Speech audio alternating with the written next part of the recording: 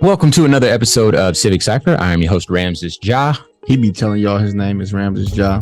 It's a stage name. They do call me Q Ward though. That's my actual first initial, my actual last name. Ramses Ja, stage name. Thank you for that. The people need to know, man. I'm in the presence of a celebrity over here. Oh man, I love it. And we have another show for you.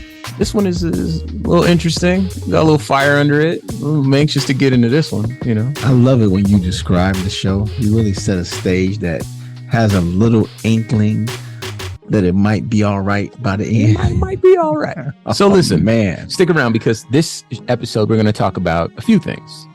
Unless you've been under a rock, you have heard about our countrymen on the right who have sent migrants to various parts of the country, DC, Martha's Vineyard, etc., performing a political stunt. So obviously we need to weigh in on that. So we're going to be talking about that. We're also going to talk about somebody who we never thought we'd end up talking about on this show. But for some reason, this guy just came out of left field with some strange stuff. Not quite out of left field. I mean, he's been kind of moving in that direction. We'll speak on it. Yeah. He's been trending that way for years for now. a while, yeah. But we're talking about Bill Maher. He had a lot to say about slavery, and he's trying to, we'll say, remove some of the responsibility of the legacy of slavery from this country's narrative. And so we're definitely going to peel back those layers. You knew you were going to get right here on Civic Cipher, so stay tuned for that and more. But first and foremost, we are going to discuss some ebony excellence. How do that feel? Shall we? We shall. So this week's Ebony Excellence is sponsored by Major Threads, where high fashion meets timeless menswear. Check out majorthreads.com. The story comes via Black Enterprise. 19 HBCU schools are Fulbright institutional leaders. All right, here we go. The U.S. Department of State's Bureau of Educational and Cultural Affairs has recognized 19 historically Black colleges and universities, that's what HBCU stands for, as Fulbright historically Black college and university institutional leaders. The recognition is based on the strong partnerships between the Fulbright program and the HBCUs between the 2020 and 2022 academic years. And the 19 HBCUs schools span across 13 states. The Fulbright program is the premier student exchange program for the U.S. government and has teamed with many distinguished diversity-related groups, colleges, and universities. Quote, "This is an exceptional note of distinction," unquote. This comes via Tuskegee president Charlotte P. Morris, who goes on to say, "We have always known the caliber of students and faculty whose vigorous academic work influences our society in a variety of areas. This acknowledgement will help our students and the broader community see the enormous value our university brings." So big shout out to all 19 of the HBCUs. That obviously is ebony excellence, and Maggie B. Nolan was not going to let us get this week off. She wasn't going to let us get this week off without mentioning that, and so we dedicated the whole ebony excellence to it because, you know, that's what we're here to do. So again, shout out to all those schools for blazing the trail for future ebony excellence. Now, I have to assume that you've been under a rock, you know. So I'm going to paint a picture for you and read a little bit of a story. This comes via Yahoo News. Tucker Carlson goes on racist rant to celebrate migrants and their relocation to Martha's Vineyard. So the story goes, Tucker Carlson went on a racist rant while celebrating what he called the, quote, happy story of Florida Governor Ron DeSantis sending 2 immigrant-filled planes to Martha's Vineyard this week. As the sun was rising in Washington, D.C. on Thursday morning, 2 buses carrying about 100 migrants from Del Rio, Texas, arrived outside Vice President Kamala Harris's residence at the Naval Observatory in the city's northwest quadrant. It was the latest political stunt by Republicans to protest President Joe Biden's immigration policies by sending waves of migrants to far-flung U.S. locations chosen to maximize political impact and conservative glee. Only 24 hours earlier, Florida Governor Ron DeSantis sent 2 private planes with about 50 migrants from Venezuela and Colombia to Martha's Vineyard Airport on Wednesday afternoon with no warning to local officials. So that's the story.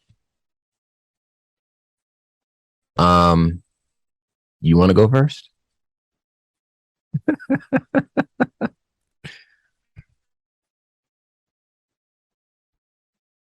I want to talk about these things being criminal, but I'd rather just talk about them being inhumane and cruel and just mean. Like, once upon a time, and I don't have to go, back prior to us being born. When I was in college, September 11th, 2001, I was in the bookstore at Bowling Green State University with some of my teammates picking up our books. And all of a sudden, all of the TVs tuned to what was going on at the towers in New York. And all of us, no matter who we voted for, no matter what our political stance, no matter what our socioeconomic background, no matter our race, religion, creed, sexual orientation, gender, no matter any of that stuff, we all not only stood in awe, but in very, very short order stood in solidarity. No matter who we thought failed leading up to that, no matter the number of conspiracy theories that were produced after that, no matter what our actual stance on how it happened, what happened, and all of that stuff, whether you supported Bill Clinton or George Bush or Al Gore or whatever, in that moment, a lot of people died.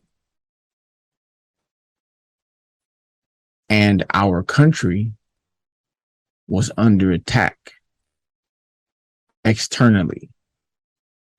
And maybe the only moment in my lifetime,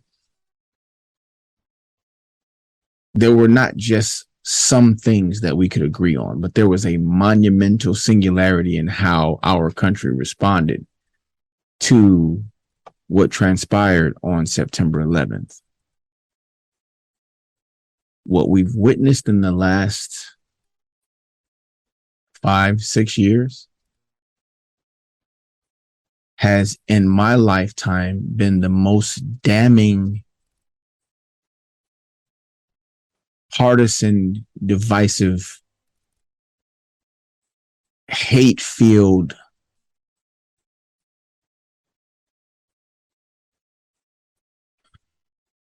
politicians used to attempt to get bipartisan support on things, because even though our political ideals differ, there have always been certain things that the country was united on. And we have very, very clearly reached a point where that is no longer true. Yeah. The realities are different even. Yeah. What we all consider to be facts aren't even the same. Mm-hmm. And I've spoken to you, when the mics were not recording about, do I raise my children here? If you've not heard the show before, Ramses and I both have mixed children, and being a minority in this country has always been challenging. But currently, being Black and Hispanic, That's wow, a combination. You know what I mean? Yeah. And that there are not just people who are celebrating this, but making so light of it that they think it's funny to do this to people, based on whether or not you feel like proper immigration policy is in place or not, or proper steps were taken or not. you still shouldn't wish harm and fear and these levels of discomfort and confusion on people. I want to make sure that I add something here. From what I've read, all of the people that were shipped away from Texas to end up in DC and Martha's Vineyard, they were all legally going through the legal channels. Yes, they were. Of applying for asylum. Yes, they were. So these weren't even people that broke the rules. But go ahead. Well, I mean, case in point, these were people that were manipulated and taken advantage of. Sure. And displaced in a way that the most basic human morals, right? The golden rule, the do unto others. Mm-hmm. Like, come on, man. Could you imagine these same people getting off of a plane that they thought was headed towards, I guess in their case, vacation, right? Like maybe going on vacation while the people in your constituency freeze to death because they don't have any power. So you and your family go on vacation. Mm-hmm.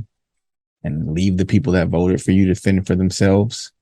But when you got off of that plane, it was not to the destination you thought you were going to, but to a country where you did not know the law, the rules, or speak the language and had no help. There was no one there to greet you or support you.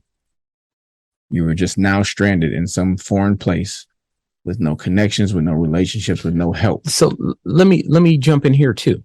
So to your point, these people were put on buses, planes, and then buses, right? They were given these like comical, silly maps of where they were to where they were going, right? They were told that they were going to go to like Boston or wherever, their jobs would be waiting for them, these things.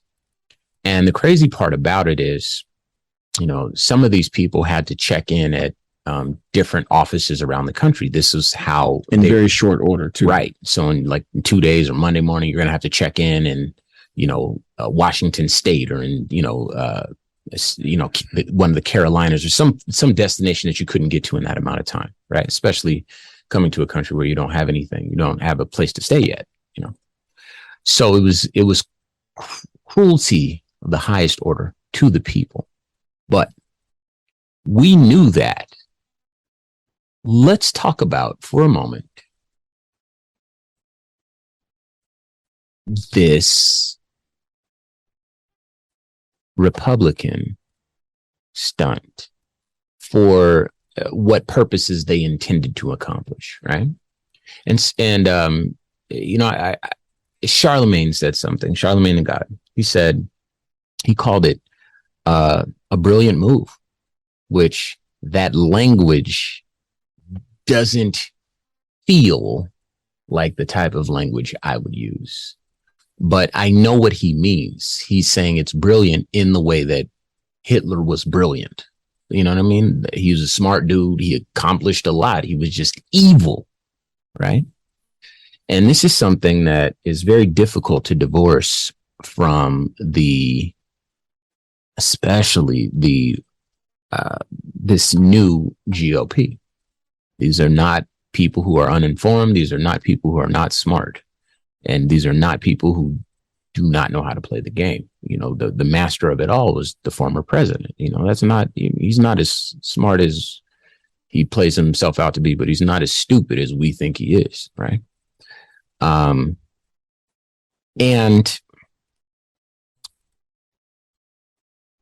to get all of this attention on this issue is exactly what they were going for. But I would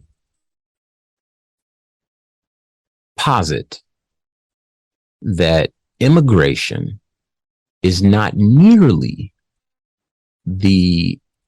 as big of an issue as they make it out to be. That's not to say that it's not a big issue. It's not to say that we need to figure out answers, but they make it into this huge boogeyman. Now, bear in mind, there's a midterm election coming up. Bear in mind that they lost a lot of momentum when Roe v. Wade was overturned. Bear in mind, Biden is making a lot of, covering a lot of, grounds with his student loan forgiveness and this sort of stuff.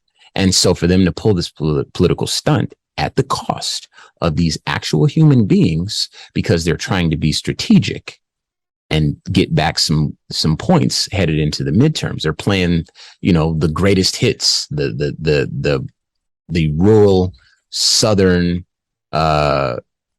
poor white conservative person's greatest hits. They're talking jobs, immigration, this sort of stuff. Don't take our guns. Don't take our jobs. Pro-life. Right. Immigration. Protect our borders. Stuff they don't actually care about. Sure. But that they know. Well, bear in mind, the hits these folks had a president who campaigned on building a wall. These folks had the ability to donate to this man building a wall. These folks, they had 4 years to build a wall. The right company could have knocked it up in 6 months. It's a wall. You know what I mean? And I think that they use that. They probably don't even want a wall. They just use it because it allows them another boogeyman that they can use. It's the hits it plays. Right. And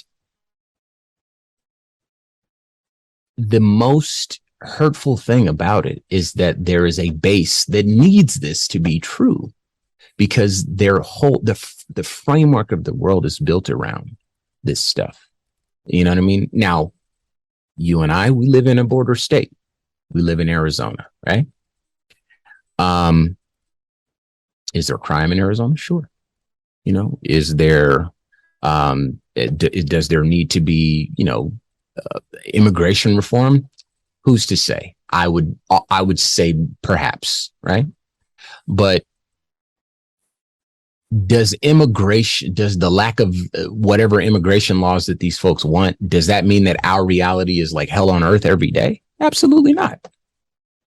Our kids go to school, we're for the most part safe. It's not like we're living in a war zone. And the way that they play this up, it feels like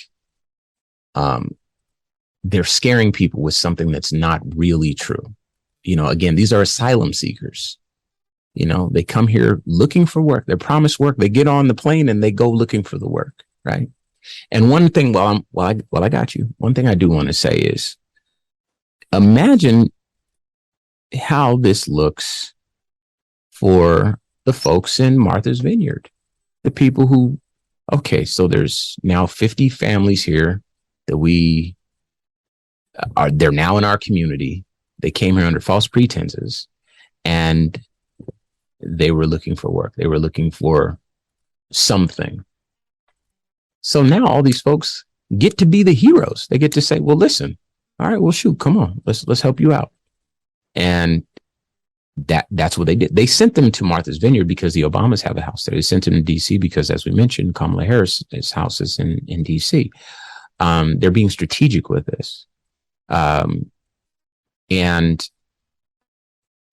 I, as much as I would like to think that it backfired, because, the folks that live in Martha's Vineyard, the folks that were on the ground really responded to these families, for the right, for their news outlets, for their, pundits, for their talking points, on and on and on, they're being celebrated. Like, yeah, that's how you show it. That own the libs. They get the point and say, ha ha. Right. And so again, they're not doing it to get more votes away from the Democratic liberal voter. They're not trying to get votes away. They're trying to fire up their base. And so, to Charlamagne's point, again, I wouldn't have described it as brilliant, but I kind of see the point that he's making. And it's very sad because, again, there's a human cost here. From what I understand, Republicans have been absolutely unwilling to work with anything that the Democrats put forward. This is something that was said by Mitch McConnell. He says, my priority in the Senate is to oppose every piece of legislation from this administration. That's effectually what he said. I read it recently again. His sole purpose when he walks into the Senate, my job is to stop them from doing anything that they want to do. Right. He will find fault with it. He won't, it could be like, okay, this gets us 90% of what we want. But if it gets them 10% of what they want, then the answer is no. It's just, what I'm trying to say. So for them to then say, yes, well, immigration is a completely leftist, it's Biden's policy. And then most of the people don't even make the connections. It's theater. The thing is, unfortunately, a good amount of people, it's their reality, and or at least they've convinced themselves of it. Sure. It's not actually our immigration policies have zero effect on their daily lives. Wow. That's what I'm trying to say. Like zero, not kinda, not a little bit, none. And that they get so riled up about something that absolutely has zero effect on their lives is kind of the story of that party. Oh, that all of the things that they oppose the most have no effect on them personally. Sure. And their constituents, unfortunately, that vote for them. And that's the sad part. They've shown that there are millions of people that support their ideology and that support them. They turn out and they vote. And there's against their own best interest. Sure. But there's something here. Okay. So this is something that we've said a lot. They vote against their own interest. And you know what, to be honest, they think that we vote against our own interest, Black folks in particular, right? So let's say they're just voting with their values and we're voting with our values, which is fair. Hey, look, I believe in hard work. I believe if a guy makes $1 billion, he should be able to keep it, blah, blah, blah, and I believe in guns. The forefathers set it up this way. So this is how I want it. You know what I mean? That could be a belief system, whatever, right? Conveniently. But it could be. And if we're going to allow each individual to live their reality, if we were to allow them that, then that would be fair. The problem that I have with that way of thinking and with things that end up manifesting like what we're seeing in this story is that people will stoop to levels that by any definition would constitute cruelty.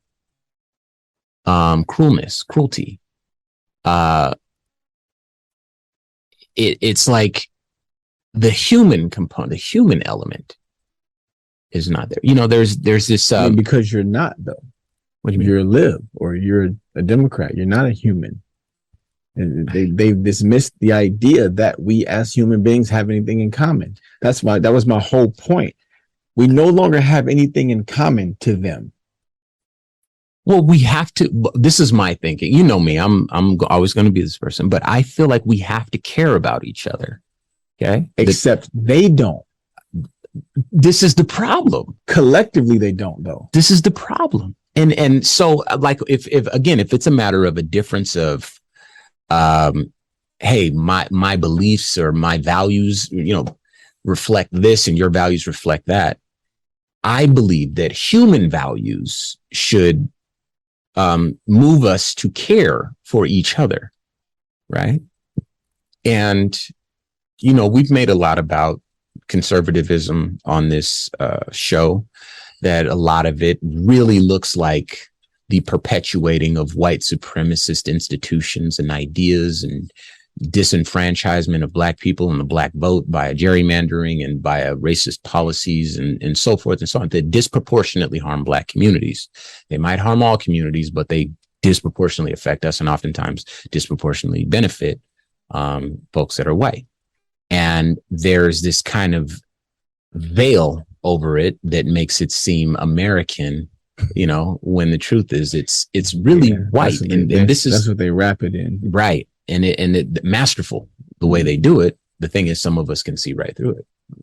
The problem is that now we're talking about them using other human beings for this dog and pony show that's not based in a reality that, as you mentioned, that really affects people in that way. They make a big deal out of welfare. They make a big deal of all these sort of social policies. But the fact is, as soon as there's a pandemic, guess what? We got money for days. As soon as there's a war, we got money for days. You know what I'm saying? When it comes to helping And people, clearly you have money for everyone else. and when it How comes to many helping billions people, did we send to Ukraine? exactly my point. While we send nothing to Flint or Mississippi.